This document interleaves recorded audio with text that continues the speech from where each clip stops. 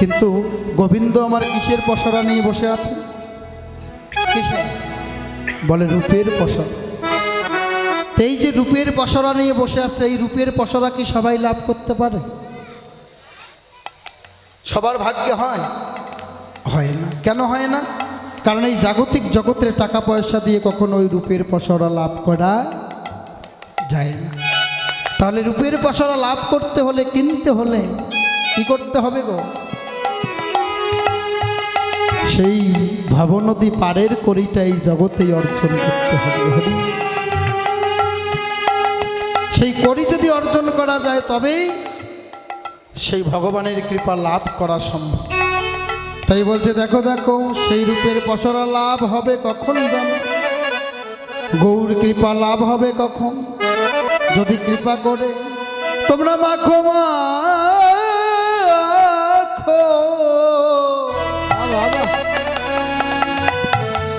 ভক্তের চরণ ধুলি, তোমরা মাখো নিতাই গৌর হরি হরি।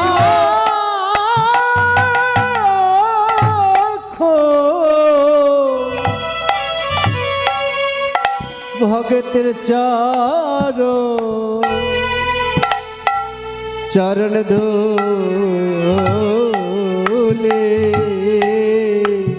তোমাদের কৃষ্ণ কৃপা কৃপা লাভ হবে। তোমরা একবার মাখো মাখো ভক্তির চরণ ধুলি, তোমাদের কৃষ্ণ কৃপা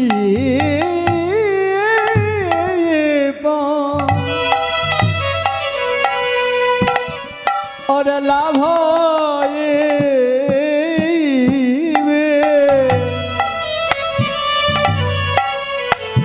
তোমরা মাখো মাখো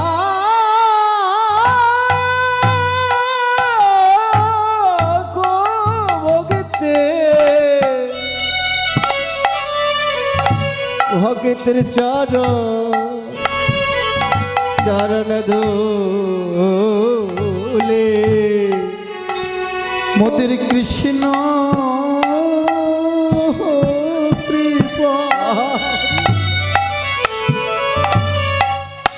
কৃপা লাভ হবে। যদি ভক্তের বাজারে এসে চরণ ধুলি অঙ্গে এ মাখো তোমাদের কৃষ্ণ কৃপা লাভ হবে। যদি ভক্তের চরণ ধুলি অঙ্গে মাখিতে পারো, তোমাদের কৃষ্ণ হরি লাভ হবে। চরণের ধুলে অঙ্গে মাখিতে পারো, কৃষ্ণ কৃপা লাভ হবে। ধুলায় অঙ্গে মাখিতে পারো, কৃষ্ণ কৃপা লাভ হবে। ধরনের ধুলায় অঙ্গে মাখিতে পারো, কৃষ্ণ কৃপা লাভ হবে। নিতাই গৌর হরি বল হরি পারো, কৃষ্ণ কৃপা লাভ হবে। ধরনের অঙ্গে মাখিতে পারো, কৃষ্ণ কৃপা লাভ হবে। যদি চরণ ধুলায় অঙ্গে অঙ্গে মাখিতে পারো। রাধে রাধে। তাই দেখুন মায়েরা, সবাই কীর্তন শুনছেন, আজকের এই রজনীটা আর পাবেন না। কারো জীবনে হবে কি না জানি না। তাই আপনারা সবাই এখানে থেকে সারা রাত ধরে কীর্তন আস্বাদন করবেন, আর কীর্তন শুনেই প্রভাতকালে ঘরে ফিরে যাবেন। দেখবেন আপনার এই রাত্রির ফল আপনারা একদিন পাবেন। যদি শ্রবণটা আপনাদের ভালো হয়, মধুর হয়, একাগ্র চিত্তে যদি আপনারা কীর্তন আস্বাদন করতে পারেন, তবে কীর্তনের মধ্য দিয়েই জীবের ভজন হয়ে যায়। এই জন্যই বলেছে যে ভক্ত সঙ্গের মাঝেই আমার কৃষ্ণ সঙ্গ। যারা এই যে মায়েরা দেখুন, অনেক কথাই বলেছিলাম যে ভক্ত সঙ্গ করলেই ভগবানের যে সঙ্গ হয়, এতে কোনো সন্দেহ নেই। কেন নেই? যদি সেই জ্ঞানে, সেই ভক্তি সহকারে আমার ভগবানকে কেউ ভালোবাসতে পারে, তবে ভগবান তারই কৃপা করে। মায়েরা, কিন্তু বর্তমান যুগ এমন হয়ে গেছে জানেন, বর্তমান যেন এই জগৎ সংসার, পিতামাতা ভালোবাসা, পিতা পুত্রের যে ভালোবাসাগুলো, এগুলো যেন ফুটবলের মতো হয়ে গেছে। আরে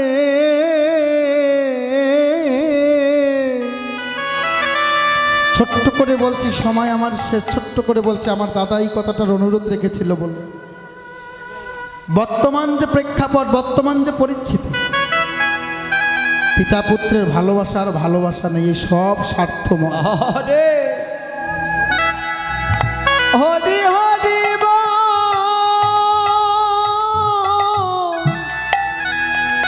হরি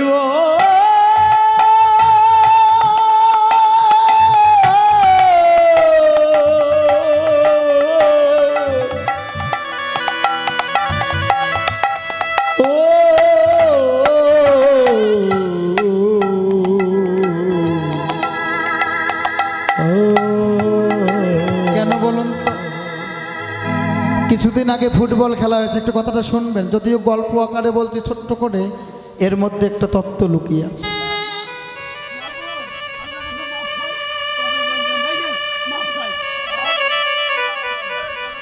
রাধে রাধে।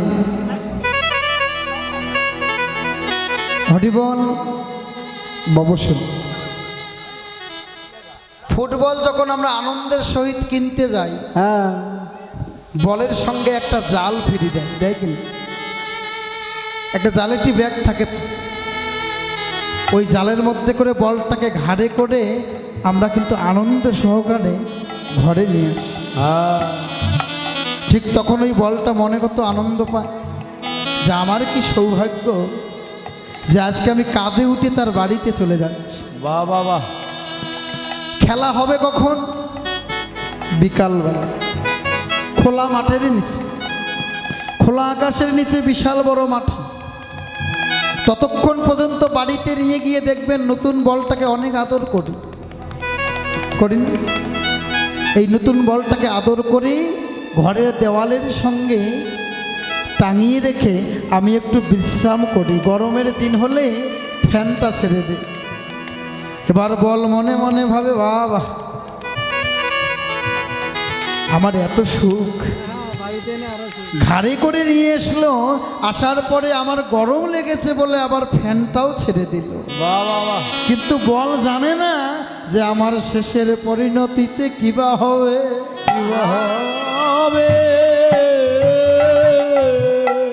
বল কিন্তু এখনো চিন্তা করতে পারেনি আমার শেষের পরিণতিটা কি হবে।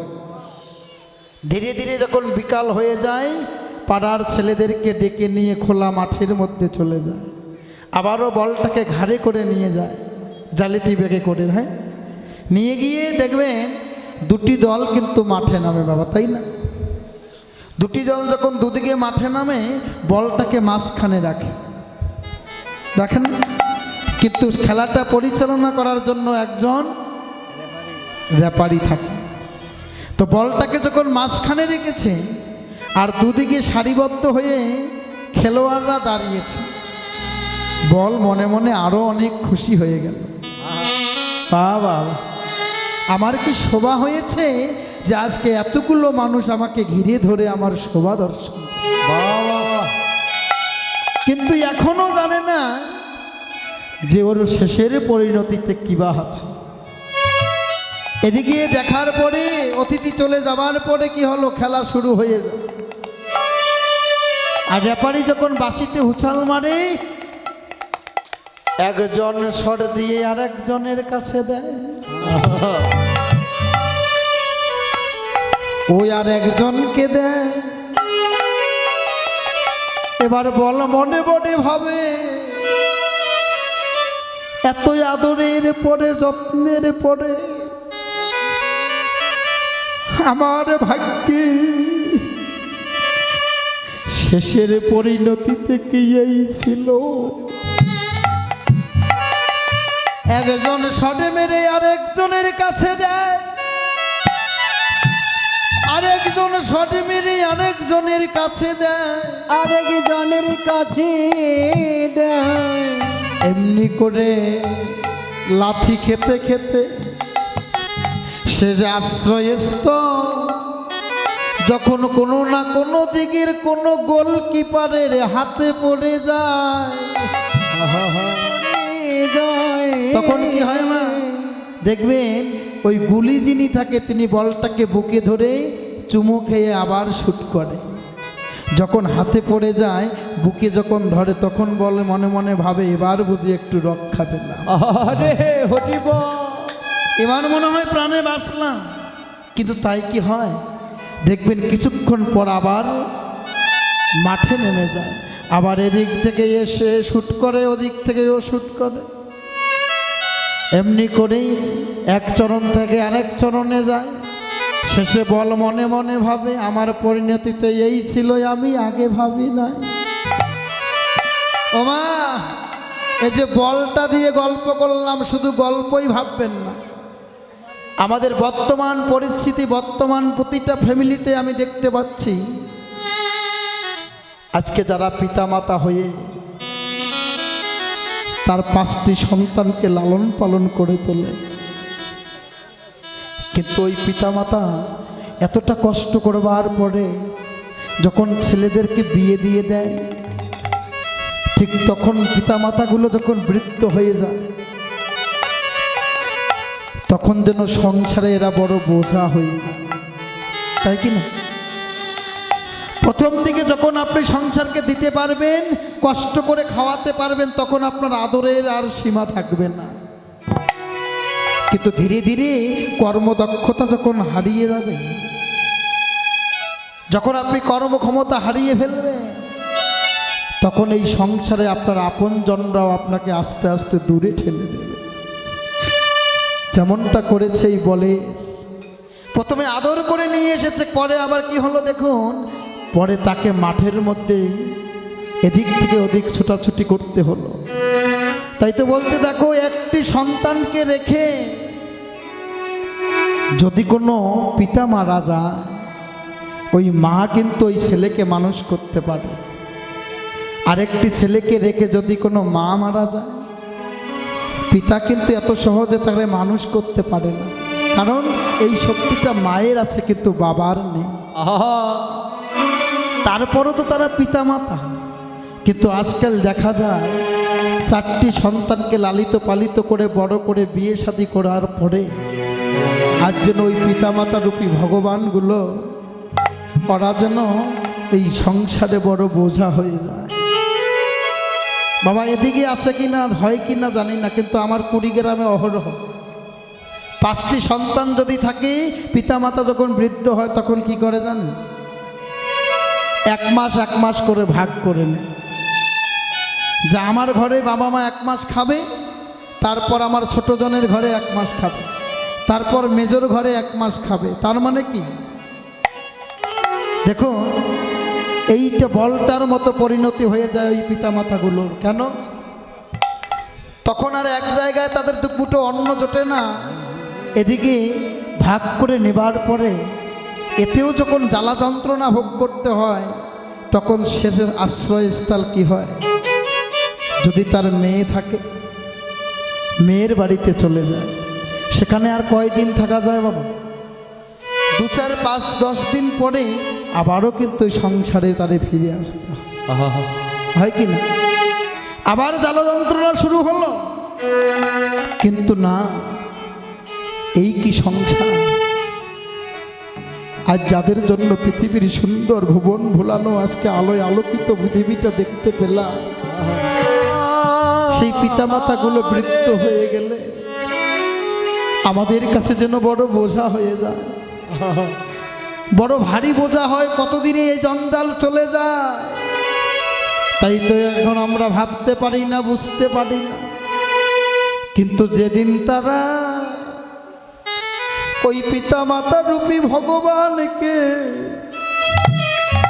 এই জগৎ থেকে চিরজনমের মতো হারা হয়ে যায়, হারা হয়ে যায়, সেদিন তো আমরা বুঝি এ জগতে একমাত্র ভগবান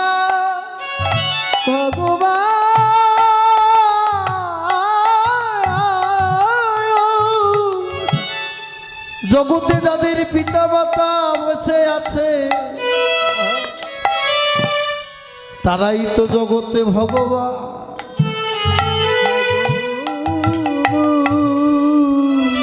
তাই ভাবুক বলছেন আমি আগে বুঝি না,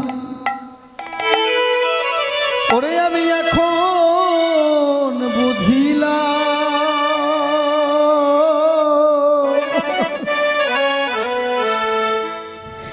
এ জগতে মা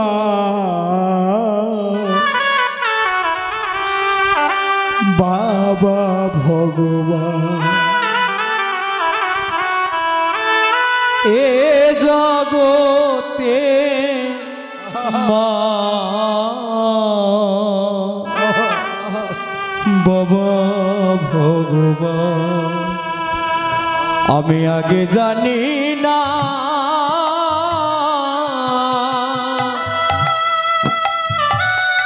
তাই গৌর হরি এখন বুঝিলাম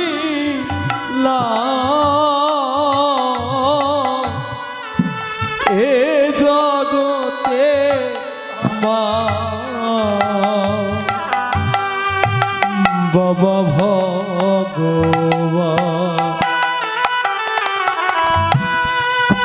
এ জগতে মা বাবা ভগবান। আমি আগে বুঝনা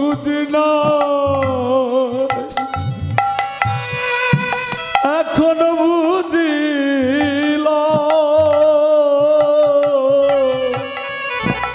এ জগতে মা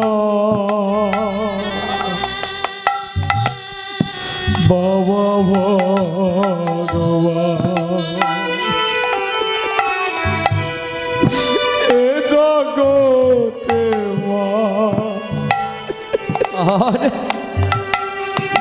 বাবা ভগবান। আর মধুরিল পিতৃবস্তু দশটি মা আশ ধরে প্রসব ইয়াইলা এ ভব সংসারী। আর মধুরিল পিতৃবস্তু দশটি মা আছ ধরে প্রসব হইয়াইলা এ ভব সংসারী। আর মধুরিল পিতৃবস্তু জগৎ সংসারে প্রসব আইলা জগৎ সংসারী। সকল মায়া হরণ করে আমার আপন আর সকল মায়া নিহরণ করে আমার আপন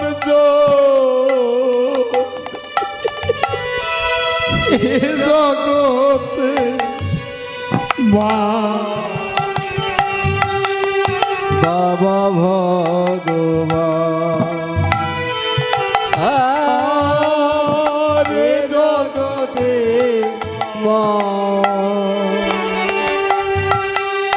বাবা ভগবান আর যৌবনে গিনে রূপে পেলাম এক রহে। দেখুন এই জগতে একমাত্র পিতামাতাই ভগবান। অন্ধ হয়ে আমার বুদ্ধি হলো হানি। একমাত্র পিতামাতাই ভগবান। যদি ভগবানকে ভালোবাসা উপস্থিত ভক্ত সজ্জন মণ্ডলী, ভক্তিমতী মায়েরা, দেখতে দেখতে আমার অনেকটা সময় অতিবাহিত হয়ে গেছে। রমণী এই জন্যই আমি এখানেই ক্ষমা চেয়ে নিচ্ছি, অপরাধ কেউ নেবেন না। তবেই যদি কৃপা হয় আবারও কোনো দিন যদি দেখা হয়, সেদিন আপনাদের সঙ্গে আবার ভক্ত সঙ্গ আমার ভাগ্য হবে, হরি বলে।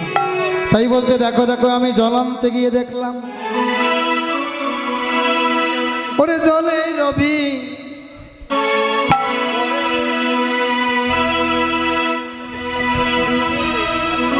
আজ জল আনতে গিয়ে আমি দেখলাম জলের ভিতরে আমার কৃষ্ণচাঁদকে, কিন্তু ধরতে পেলাম না। তাই এদিকে কি হলো, রূপের কথা বলতে বলতে হঠাৎ করে অভিসারের বাঁশি বেজে উঠল। তাই তো আজকে রাধারানী বলছে, ও ললিতা অভিসখা দেখে দেখে আর বিলম্ব নয়, তোরা সেজে নে, আমার অভিসারে যেতে হবে। অভিসারের বাঁশি বাজছে।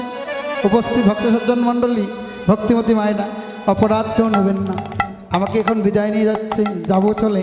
তো দেখুন এই কীর্তন শুনতে হলে কিছু দক্ষিণা দিতে হয়, আমার পক্ষ থেকে যাবে, আপনারা যে যা পারেন দিয়ে দিবেন। আর এদিকে রাধারানী আমার সখীদেরকে বেষ্টিত করে নিয়ে আজকে রূপের কথা বলতে বলতে যখন অনুরাগ চলে এলো, আজকে অনুরাগেরই ঘরে প্রবেশ করে সেই অভিসারের বাঁশির অপেক্ষায় বসে রইল।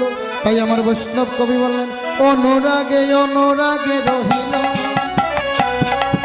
অনুরাগে রহিল, আজি অনুরাগে অনুরাগে রহিল, আজি অনুরাগে অনুরাগে রহিল, তোমরা বদনে বনে ও অনুরাগে অনুরাগে রহিল, তোমরা বদন বলে হরি বল, অনুরাগে অনুরাগে রহিল, অনুরাগে অনুরাগে রহিল। বাঞ্ছকল্পতরুবচ্চ কৃপা সিন্ধুবচ্চ প্রতিদানং পবনভ্য সকল বৈষ্ণবের চরণে নম নম। হরে কৃষ্ণ কৃষ্ণ